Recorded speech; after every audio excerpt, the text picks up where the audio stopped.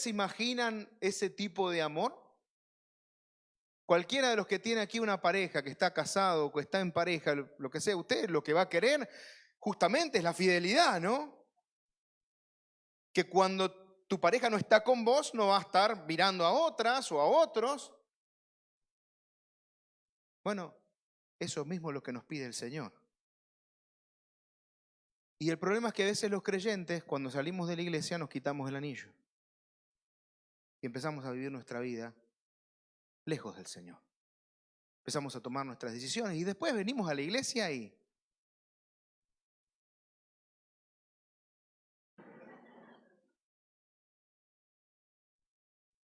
aleluya, soy un eterno enamorado de Cristo. Y salgo de la iglesia otra vez. Y a veces nuestra relación con Dios, lamentablemente, es de quita y pon. Me la pongo cuando me conviene, me la quito cuando no me interesa. Pero ¿saben? La palabra del Señor nos dice algo que es muy alentador, porque nos dice que aún nosotros siendo infieles, Él permanece fiel.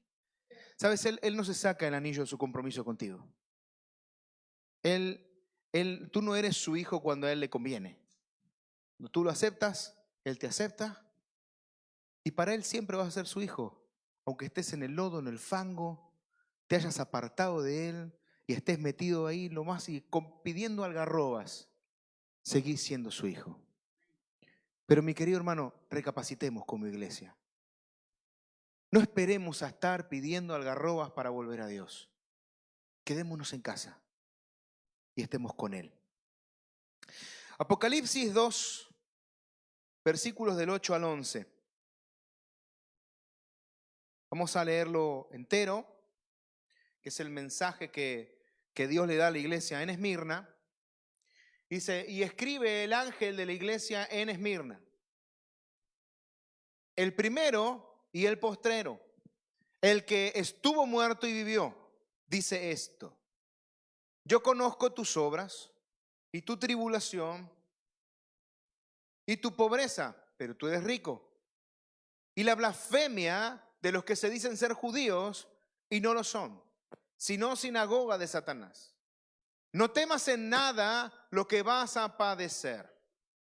He aquí, el diablo echará a algunos de vosotros en la cárcel para que seáis probados, y tendréis tribulación por 10 días. Sé fiel hasta la muerte, y yo te daré la corona de la vida. El que tiene oído, oiga lo que el Espíritu dice a las iglesias. El que venciere no sufrirá daño de la segunda muerte. Dios da un mensaje a 7 iglesias de Asia, mensajes muy específicos y llenos de riqueza espiritual para nosotros. Hoy veremos lo que Dios le dice a Esmirna y qué tiene que ver con nosotros. Una iglesia pues de hace 2000 años atrás, un poquito menos, pero... Primero me gustaría recordar que el libro de Apocalipsis es un libro muy especial, porque es el único donde te vas a encontrar en un texto como el que dice Apocalipsis 1:3. Dios bendice al que lee a la iglesia las palabras de esta profecía y bendice a todos los que escuchan el mensaje y obedecen lo que dice, porque el tiempo está cerca. Y si hace 1900 y pico de años la iglesia ya estaba diciendo el tiempo está cerca, pues imagínense cómo estamos nosotros. Estamos ya a minutitos. No sabemos cuánto es el tiempo del Señor, pero hace poco alguien dijo que se terminaba, ¿no? Venía el Señor, ¿cuándo? El 18, ¿no? El 18 de mayo.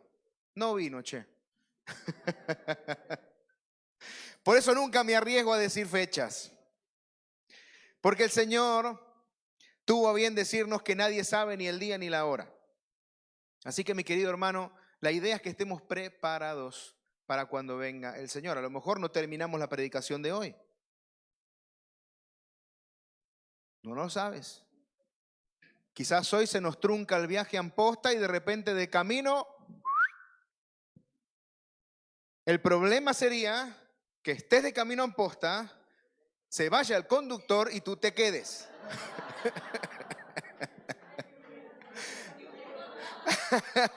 Así que los que vamos a conducir estamos medio salvados, pero los que están en el coche, oren. Por si viene Cristo, ustedes se puedan ir por lo menos primero. Si se queda el conductor, bueno, ya se va, pero por lo menos ustedes se van. ¿Qué ciudad era Esmirna? Esmirna era una ciudad muy especial, tocando en el mar Mediterráneo del lado de Turquía. Tenemos creo que una foto por allí. Me gustaría que ya puedas poner las fotos. Aquí está Esmirna, ¿ven? Éfeso está un poco más abajo, ahí está Chipre. España vendría a estar por aquí, ¿sí? Por este lado, así que estamos de este lado. Y Esmirna,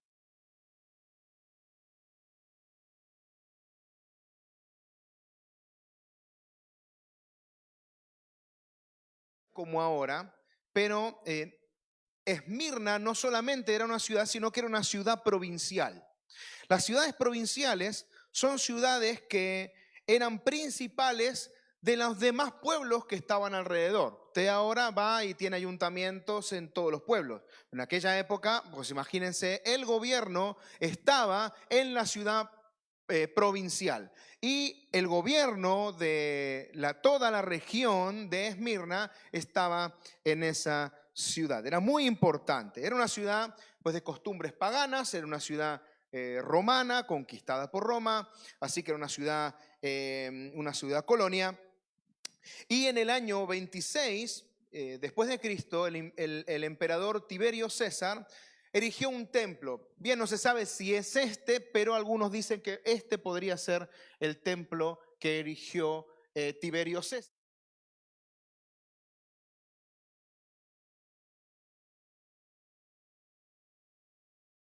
Culto para todos los que no eran monoteístas. Esto vendría a ser que los judíos, por ejemplo, no tenían por qué, no estaban obligados en aquel entonces a adorar al emperador. Esto lo ponemos después. Deja la anterior. Y esta también. Ahí está, buenísimo. Entonces, en la ciudad de Esmirna estaba el templo del emperador y todas las personas que no pertenecían a la religión judía debían obligatoriamente, bajo pena de muerte, adorar al emperador. Con el pueblo judío había una excepción. ¿Qué es lo que sucedió? Que el cristianismo estaba dentro del judaísmo, ¿sí? Lo habían puesto como unas religiones que estaban coledañas. Entonces, los creyentes de aquella época no tenían obligatoriamente que rendir culto al emperador de Roma. Pero ¿qué sucede? Que nuestros amigos fariseos y los principales de las sinagogas y los judíos lo que dijeron es, no, no, no, no, no. Los cristianos no son judíos. Estamos nosotros y los cristianos son una religión diferente. Por lo que al salirse del judaísmo, los cristianos comenzaron a estar obligados a rendirle culto al emperador. ¿Sí? Obviamente, pues muchos no lo hacían. Y por eso vino una gran persecución con nuestros hermanos creyentes. No sabemos el año exactamente de la fundación de la iglesia de Esmirna. Lo que sí se puede deducir es que cuando Pablo está en Éfeso, él se queda 2 años en Hechos 19, queda 2 años predicando en Asia y en las regiones de Asia, por lo que entendemos que seguramente fue en ese viaje donde la iglesia en Esmirna quedaría fundada. Éfeso está un poco más abajo, pero y un poco más hacia el Asia Menor, pero intuimos y los teólogos piensan que pues en ese viaje de Pablo durante 2 años allí hubiera sido fundada esta congregación. Vemos que era una ciudad abocada a perderse con facilidad. Muchos quehaceres, muchas distracciones, muchos cultos, muchos negocios. ¿No les da la impresión de que se parece un poco a Barcelona? Ciudad costera, muy importante, había mucho que hacer, había muchos cultos para poder rendir, era una ciudad muy cosmopolita, había mucha gente. Bueno, Barcelona es bastante parecida, ¿eh? Y obviamente habían muchísimas distracciones, muchos negocios, ¿sí? Y encima, los judíos que les gustan los negocios, imagínense, estamos como los catalanes que también nos gustan. Allí estaba una iglesia fiel, que junto con la iglesia de Filadelfia son las únicas congregaciones que no tienen ni una sola palabra de condenación. Usted va a leer los mensajes de las 7 iglesias y hay 5 de ellas que tenían algunas cositas que a Dios no le gustaban y que se lo tuvo que decir. Pero tanto la de Esmirna como la de Filadelfia, todo cosas buenas. Así que yo me identifico con la congregación de Esmirna. Nosotros somos esmirnianos. Ay, Señor. No me digas nada, me vas a retar, yo ya sé que me vas a retar. De hecho, la ciudad de Esmirna fue conocida años más tarde, en la época de los padres de la iglesia, por un obispo que hemos visto en el seminario, que se llamaba Policarpo. Muy bien, Policarpo. Policarpo fue un hombre de Dios, él nació en el año 69 después de Cristo. Y, no, perdón, él comienza, bueno, él está en el ministerio en el año 69, pero él fallece, él lo queman vivo en la hoguera y por eso la otra foto, efectivamente. Y este es el martirio de Policarpo, al que quemaron vivo. Creo que tengo por aquí, sí, que me gustaría compartir con ustedes la última oración de Policarpo. Entonces acordaron no clavarle en la madera y solo le ataron las manos detrás de él con una soga.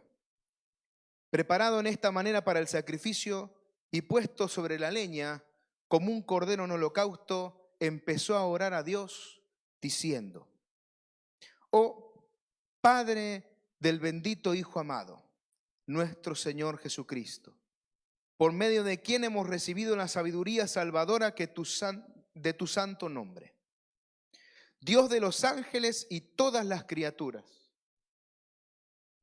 pero sobre todo el Dios de todos los justos quienes viven en tu voluntad. Te agradezco que me contaste digno de tener lugar entre los santos mártires y digno de compartir de la copa del sufrimiento que bebió Jesucristo, para sufrir junto con Él y compartir sus dolores.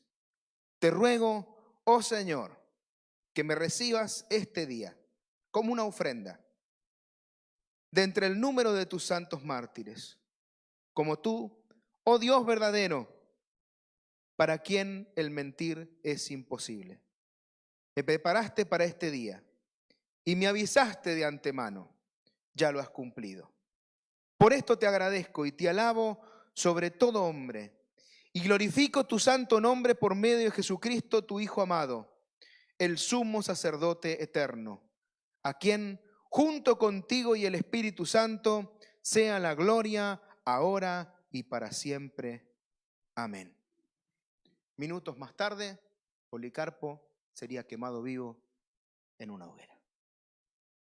Este tipo de creyentes, yo tengo ganas de ser como uno de ellos. Dieron su vida por el Señor y encima la dieron agradecidos. ¿Cuántas veces a nosotros nos cuesta agradecer a Dios cuando tenemos un problema? Cuando tenemos alguna circunstancia medio difícil que no nos gusta, alguna situación, y empezamos a quejarnos, ¿no? Y empezamos a sentirnos mal con Dios. Yo creo que peor que Él no podíamos estar. a punto de ser sacrificado. Quizás con el fuego encendido ya debajo de sus pies, pero diciendo, me voy contigo y eso es lo que me importa. Mis queridos hermanos, el cristianismo no está para quitarle la vida a nadie. No hacemos una yihad. Pero el cristianismo sí está para dar nuestra vida por los demás. Y el mundo debe conocer a cristianos como él, que revolucionaron el mundo. Ellos fueron los verdaderos revolucionarios, que dieron su vida por el Señor de forma apasionada y sin medidas. No calcularon los gastos, sino simplemente que querían servir a Dios.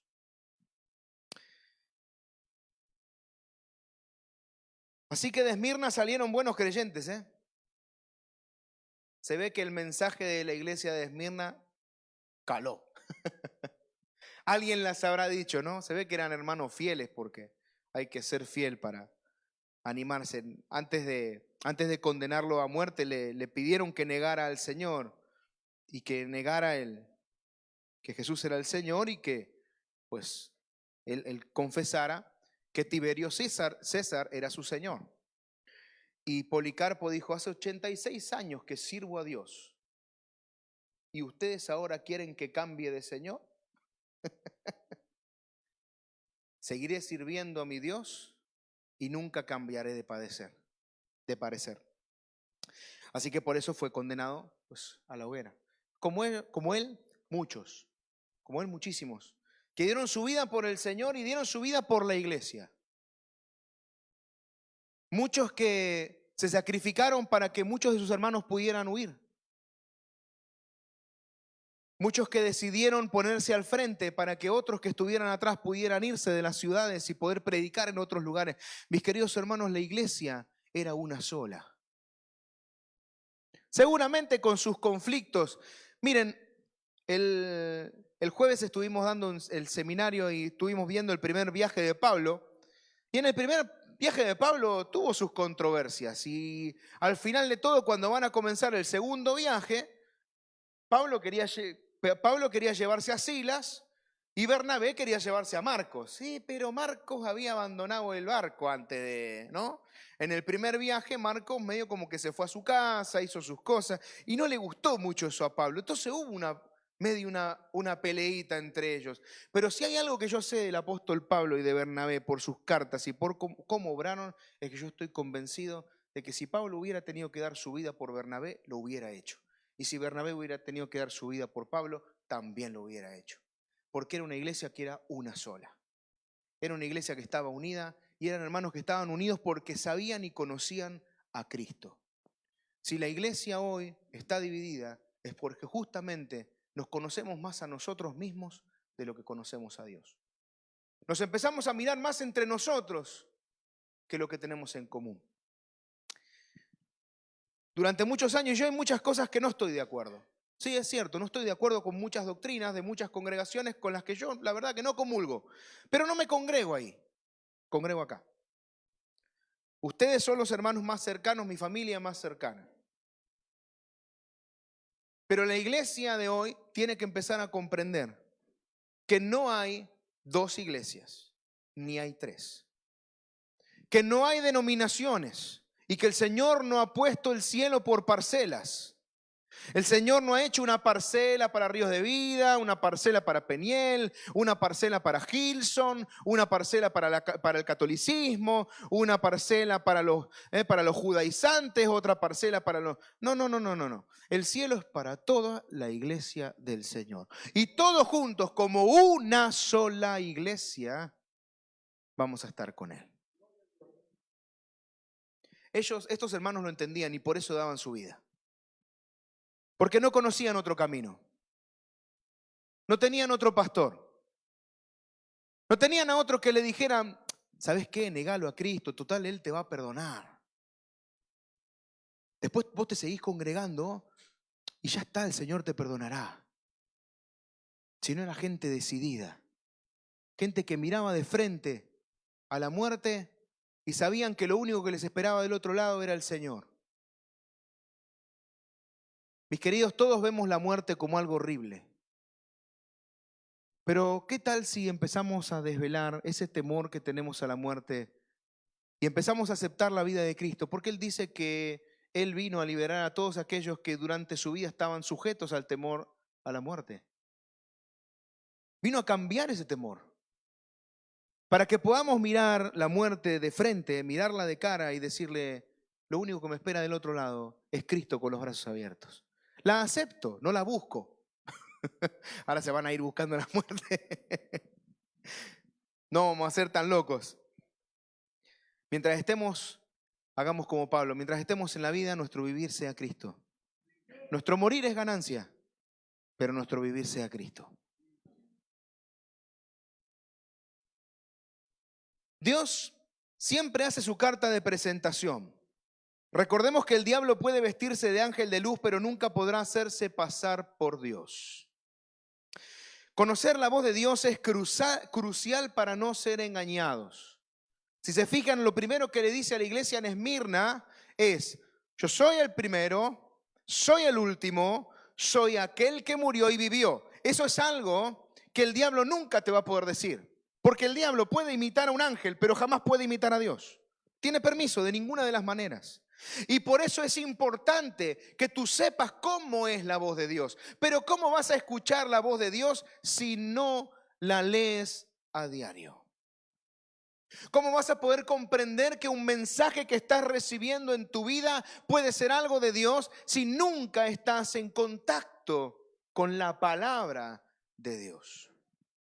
En Juan 10:27, Jesús le dijo a sus discípulos, mis ovejas oyen mi voz y yo las conozco y me siguen. Nos habla de dos verdades irrefutables de Cristo. Él es el dueño del tiempo, Él es el primero y el último. Él decide el cómo, el cuándo. Y también es el dueño de la vida. Estuvo muerto, pero ahora vive. Y si tú conoces su voz, entonces no vas a ser engañado. A día de hoy tenemos una iglesia que es muy fácil de engañar, porque la gente no conoce la voz de Dios.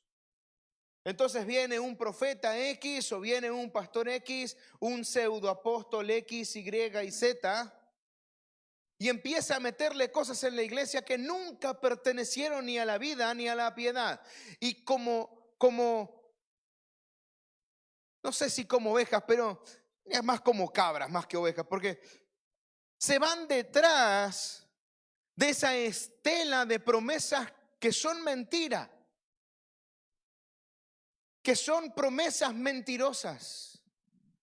Cuando un pastor te dice, coge tus facturas, tíralas al suelo y písalas en el nombre de Jesús, y van a aparecer pagadas, a lo mejor te funciona una vez por una coincidencia cósmica que hizo que en ese momento la luz no se pague.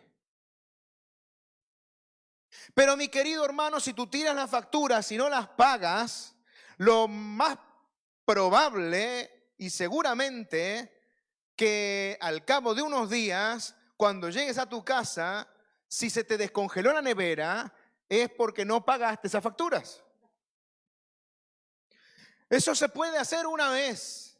Nosotros hemos tenido bendiciones momentáneas de Dios que nosotros no nos hemos dado ni cuenta. Yo tengo, esto es algo que cuento porque de verdad es un testimonio. Mi esposa, con mi esposa nos compramos un televisor cuando nos casamos, un televisor chino de la marca Oki. Me acuerdo que íbamos en el metro, 32 pulgadas, y éramos felices con esa televisión.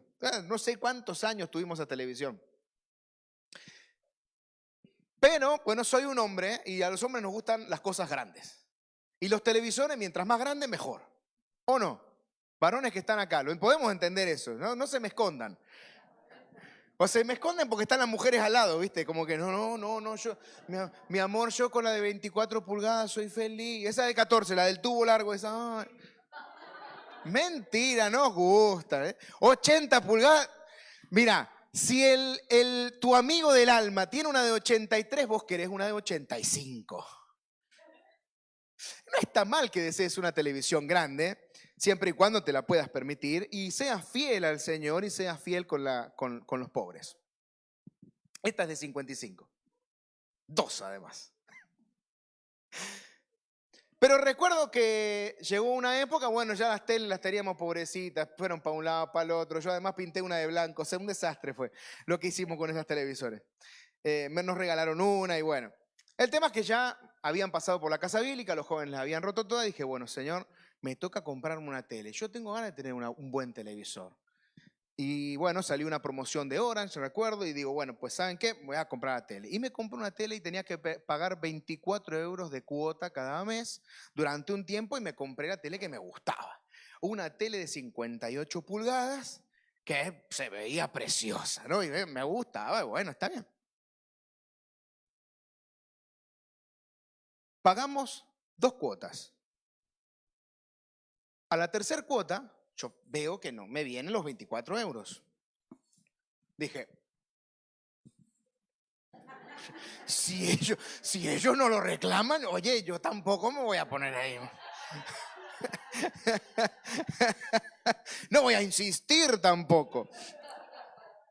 El tema fue que también se nos rompieron los móviles, queríamos cambiar los móviles. Yo digo, bueno, a ver si hay algún problema con la televisión, que tenemos los móviles. Entonces llamé por teléfono.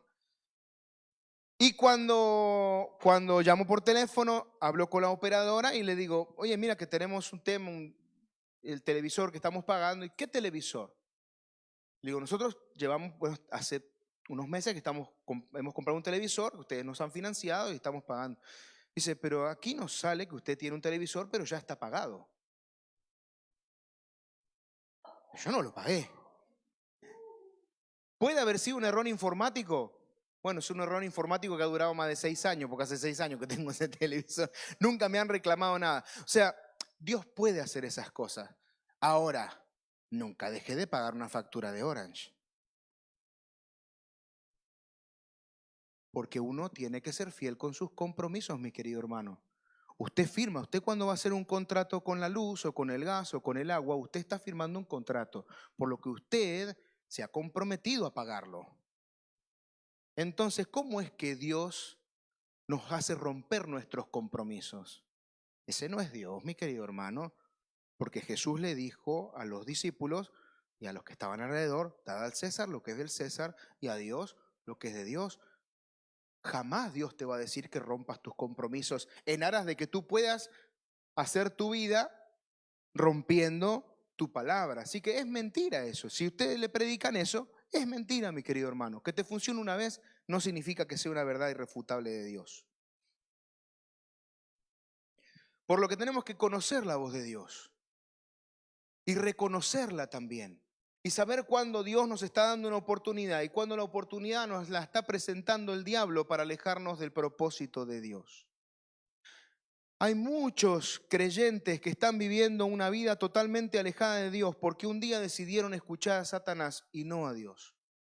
Pero venía muy bien disfrazado de una muy buena oportunidad económica, de una muy buena oportunidad de trabajo, de una muy buena pareja. Muchas veces el diablo se nos disfraza de muchas cosas que parecen buenas, pero tenemos que escuchar a Dios. Cuando Dios nos dice, sí, es esto. Y Dios siempre nos va a indicar en nuestras vidas aquello que Él quiere para nosotros. La iglesia de Esmirna era una iglesia que no se dejaba convencer del entorno, viviendo en una ciudad totalmente perdida y con las mil posibilidades que tenían. La iglesia en Esmirna se mantenía fiel. No vivía de las riquezas. Le dice, tú eres pobre, aunque eres rica. Tú no vives de las riquezas de este mundo. Esto no es Hollywood, mis queridos hermanos. No vamos a poner una alfombra roja para que nosotros los creyentes tengamos vestidos de $5,000. Eso es pura vanagloria. Usted se puede comprar un buen traje, cómpreselo, pero mídase, mi querido hermano. Mida si lo que está haciendo es por vanidad y con lo que está trabajando es fruto de su trabajo honesto o realmente simplemente que usted, siendo vanidoso, malgasta todo lo que tiene. No pida prestado si no le hace falta. Mi querido hermano, deje de pedir prestado para comprarse chorradas. Se termina metiendo en deudas que no le sirven de nada, que le terminan amargando la vida y no le llevan a ningún sitio. Y usted se compró ese móvil última generación que 2 meses después le salió el de la última generación y usted se quedó con el móvil degenerado. Pues, porque le sacaron la generación, con una deuda enorme que usted no puede pagar y que después tiene que trabajar el doble, faltar a la iglesia, no ver a su familia, pagar unos costos que la verdad, le digo de verdad, un móvil no merece la pena trabajar sin ver a su familia. No priorice las cosas de las personas. No priorice las cosas del tiempo, valore el tiempo que Dios le da porque es uno solo y no hay más en la vida. Es una iglesia que estaba en una presión de oposición continua. Seguramente tendrían espías. ¿Ustedes se creen que los romanos eran tontos? Metían espías en las sinagogas y en los diferentes lugares para engañar. Es lo mismo que están haciendo con nuestros hermanos en China. Introducen espías en los países árabes. Gente que se pseudo convierte y después denuncian a esas personas. Ustedes saben las palizas que les dan, tremendas palizas que le dan a Pakistán a los pastores. Yo no sé si usted ha visto algunos videos. Videos de hombres que están siendo apaleados en medio del pueblo. Los cogen, los dejan en medio del pueblo, su familia mirando y les pegan brutales palizas. Niños pegándoles con palos. Porque alguien se metió en sus congregaciones y dijo, no, él es el pastor. Claro, usted está muy cómodo, usted sale de acá y yo salimos de acá, vamos a nuestra casa, nadie nos hace nada. Como mucho algunos nos llevan a contra. Como mucho alguno nos dice que estamos locos, pero a usted no le pegan un palazo por ser cristiano. Y yo no sé hasta qué punto los cristianos en Europa no devolveríamos el palazo.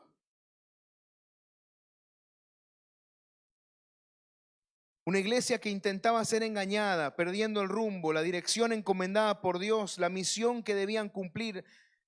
A veces hay disfraces de hombres y mujeres que vienen a distorsionar, a engañar a los elegidos. En Marcos 13:22 dice la palabra del Señor, porque se levantarán falsos cristos, falsos salvadores, aquellos que te darán la píldora de la felicidad, aquellos que te dirán, ¿sabes qué? 7 pasos para ser felices. Y vas por el 6º y seguís siendo un amargado infeliz. Y decís, bueno, me falta un paso y voy a ser feliz. Y cuando das ese paso, seguís siendo un infeliz. Lo que eres es un infeliz con menos plata, porque esos cursos se pagan.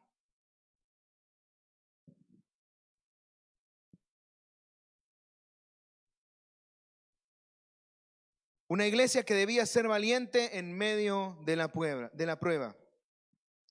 Tendrían un sufrimiento de 10 días, pero el Señor les dijo, no temáis, no temas. Dios diseñó la palabra para que contuviera 365 veces la frase, no temas, porque las pruebas vendrán. De ellas Dios nos sacará con una fe fuerte y hermosa como el oro. Y Dios tiene un no temas para cada día. Y aunque sucedan cosas que no nos gusten o que nos puedan dar miedo, sigamos hacia adelante porque Dios está con nosotros. Sé fiel hasta la muerte y recibirás la corona de la vida. Esmirna era una ciudad que se caracterizaba también por tener juegos pseudo-olímpicos, podríamos decir. Habían grandes pruebas atléticas y al final a cada persona que ganaba las pruebas atléticas se le daba una corona de flores. Y aquí Dios les está diciendo, yo les voy a dar una corona de vida. Ustedes van a vencer, pero no van a tener una corona de flores que se puede marchitar, que se puede podrir, que se puede romper. Ustedes van a tener una corona de vida que va a durar toda la eternidad. Y eso es lo que nos promete Dios a cada uno de los que permanecemos fieles en el lugar donde Dios nos ha puesto. Si permanecemos fieles y estamos bien comprometidos con Dios, Dios nos promete una corona de vida para cada uno de nosotros. Una corona especial que no se marchita nunca.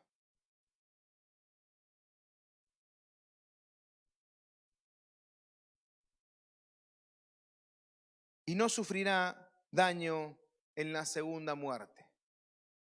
Segunda muerte. Ay, Dios mío, vamos a tener que morir 2 veces. Ya con una fe, imagínate 2. En Apocalipsis 21:8, y esto es, porque mis queridos hermanos, a veces no nos tomamos en serio lo que estamos viviendo. Por eso les digo que tenemos un cristianismo muy light, muy de compromiso si me conviene. Pero la Biblia es seria. Y en Apocalipsis 21:8 nos dice, pero los cobardes e incrédulos, los abominables y homicidas, los fornicarios y hechiceros, los idólatras y todos los mentirosos tendrán su parte en el lago que arde con fuego y azufre, que es la muerte segunda. Hay una generación en la calle que no conoce a Dios y que va a experimentar esta muerte. Y no van a haber más oportunidades. Es algo serio. Tenemos que predicar el evangelio porque estamos hablando de salvación de las almas.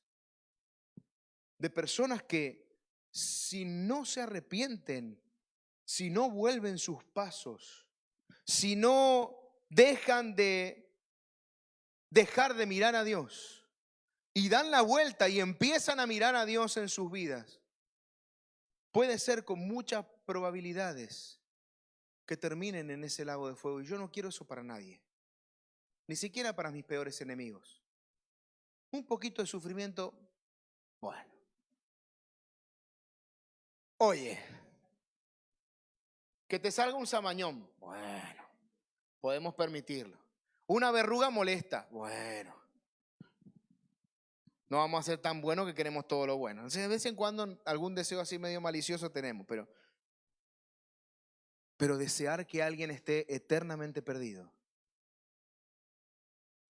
No, mi querido hermano, ni nuestro peor enemigo se merece eso. Bueno, como merecérselo, nos lo merecíamos todos. Pero Cristo vino a dar su vida para que no tengamos que pasar por ello. Cristo vino a dar su vida para que tú y yo podamos estar en el cielo eternamente con Él. Pero no seamos egoístas, no nos lo quedemos para nosotros. Prediquemos el evangelio allí donde estemos. Presentemos a Jesús. Y no hagas mucho más, mi querido. No quieres convencer a nadie, ¿eh? Nosotros no podemos convencer a nadie. Es más, dice la palabra del Señor que lo vil y menospreciado escogió Dios para avergonzar a los sabios. ¿Qué pensábamos? ¿Que íbamos a avergonzar a los sabios con nuestra dialéctica? No. La única vergüenza que pueden experimentar los sabios es por encontrarse que estaban lejos de Dios. Es Dios, es el Espíritu Santo lo único que lo puede hacer. Yo no sé ustedes, pero de los que tenemos hijos, hay un momento, por lo menos ahora en mi vida estoy experimentando que tengo un hijo de 9 años y uno ya sabe que él tiene que rendir cuentas delante de Dios. No puedo rendir cuentas yo delante de Dios por él. Yo puedo pedir a Dios que lo perdone, que se encuentre con él, pero él tiene que tomar su propia decisión y a veces con perdón, y lo veo tan pavote.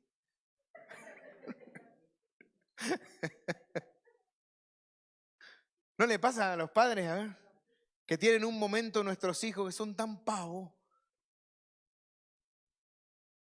y están por ahí volando en el mundo de los Brawl Stars y de los... Y vos decís, bajate de ahí. Y uno los ve en los cultos y les cuesta danzar y les cuesta cantar y es como que tenés ganas de pegarle una patada y dale, metete. Pero son las mismas ganas que tuvo mi papá conmigo, así que... Visto lo visto, no le fue tan mal, ¿no, mamá? Ahora podemos estar predicando la palabra del Señor, pero no podemos forzar a nadie. Podemos esforzarnos para que entren, podemos llevarlos hasta la puerta y decirle, dale, solo te falta un pasito, pero el pasito lo tienen que dar ellos. Nosotros como mucho a lo mejor un poco de contención para que no vuelvan hacia atrás, pero con este mundo, ¿no?, que nos distrae tanto, que es tan, a veces tan difícil, ¿no? Uno predica la palabra, pero la gente está tan distraída con tantas cosas y tiene tanto, hay tantos planes que se pueden hacer aquí, tantos planes que se pueden llevar a cabo, que a veces hay otros países donde quizás no hay tanta, uno puede decir hay más facilidad para el evangelio, pero no, lo que hay es más aburrimiento. Entonces la gente entra mejor. Pero aquí en Europa, donde hay tanta distracción, donde la gente tiene tantos planes, porque además se pueden llevar a cabo, ¿no? Y es como que muchos dicen, pero si yo acá pongo una clínica o pongo esto, me va a ir bien, ¿no? Y puedo prosperar. No digo que no lo hagan, el que tenga ese sueño y que hágalo si Dios le pone para hacerlo. Pero mi querido hermano, siempre estando bien enfocados. Porque el problema es cuando nos desenfocamos y pensamos que esa es nuestra vida. Que nuestra vida es ser un gran cirujano, o nuestra vida es ser un gran científico, o nuestra vida es ser un gran predicador.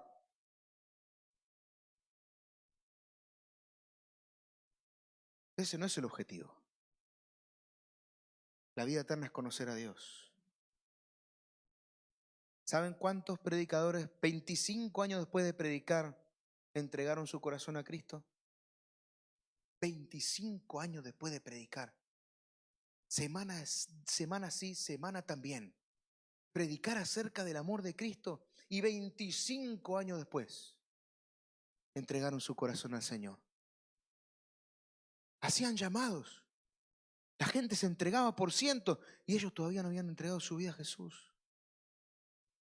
La finalidad de la vida no es ser un gran predicador. La finalidad de la vida no es ser grande. La finalidad de la vida es conocernos con Dios y hacer lo que Él nos diga. Y a lo mejor vos serás el mejor congregante de la historia de la humanidad. Nunca subirás a un púlpito a predicar, ni tocarás los instrumentos porque tus manos y tu cerebro funcionan diferente. No cantarás porque tus cuerdas vocales son un desastre, están todas enredadas. Y cantas como un perro. Bueno, cosas que pasan. No serás Whitney Houston, pero sí puedes ser un gran amigo de Dios. Aunque no estés en un púlpito. No es acá donde están los amigos de Dios. No se confundan. Estamos muy confundidos en la iglesia y vemos a los hombres de Dios. Yo quiero ser como Él. No, quiere ser como Cristo. Quiere ser como Cristo. Y si hay algo de imitar de ellos, pero que se parezca a Cristo, entonces sí. Pero lo demás, no. Amén. Así que este es el mensaje que Dios le dio a Esmirna. Una iglesia preciosa, hermosa, así como nosotros, súper lindos. Seguro eran todos guapos como nosotros, ¿a que sí? Altos y guapos. Los adolescentes de hoy son todos lindos, altos. En mi época éramos todos chiquititos, chaparritos, feos. Con granitos. Tenemos grano por todos lados.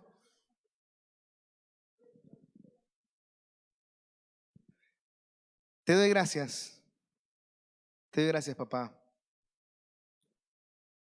Porque formamos parte de una familia hermosa. Y somos tu familia. Quizás necesitamos un poquito más de pasión. Sino mucha.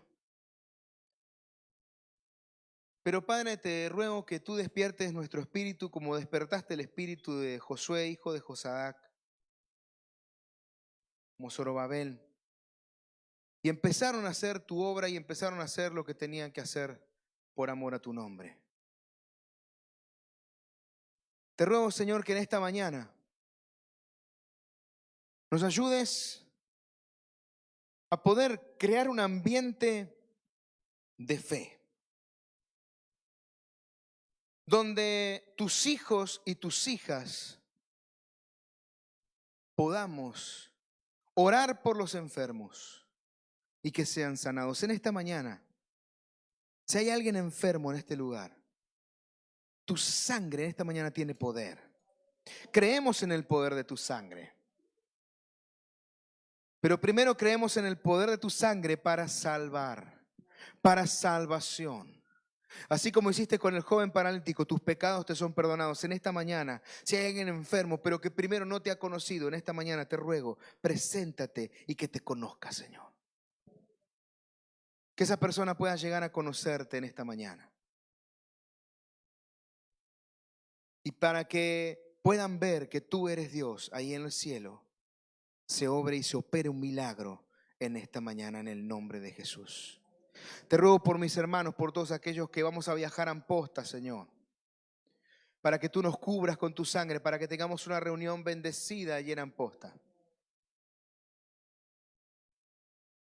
Señor, también te rogamos por nuestra hermana Sandra, que va a viajar a Galicia, que va a estar viviendo allí, Señor. Acompáñala, abrázala. Señor, que tu presencia esté con ella, que tú la puedas bendecir y que nada del pasado la persiga, Señor. Te rogamos en el nombre de Jesús que nos despidas de este lugar, mas no de tu presencia, que nos dé la oportunidad de predicar tu evangelio en estos días y que muchos puedan conocerte a través de la predicación de tu palabra. Te lo rogamos, Padre, en el nombre poderoso de Jesús. Amén y amén. Mis queridos, Dios los